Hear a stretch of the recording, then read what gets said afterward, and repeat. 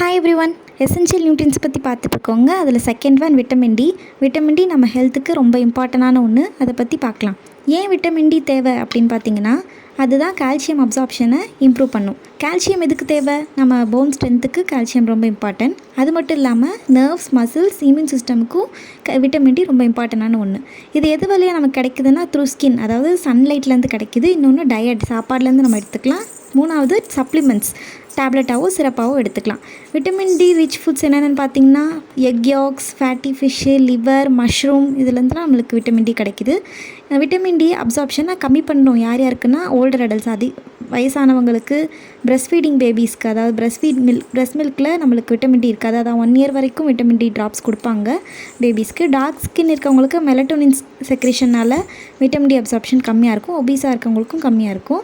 Vitamin D டிஃபிஷியன்சினால் என்னென்ன வரும்னு பார்த்தீங்கன்னா, போன் மசில் பெயின் வரும், டயர்டாக இருக்கும், டிப்ரெஸ்டு மூடாக இருக்கும், ஃப்ரீக்வெண்ட் இல்னஸ் அடிக்கடி வரும், ஸ்லீப்பை கூட இது அஃபெக்ட் பண்ணுது. இன்ஃபர்மேஷன் யூஸ்ஃபுல்லாக இருந்துச்சுன்னா லைக் பண்ணுங்கள்.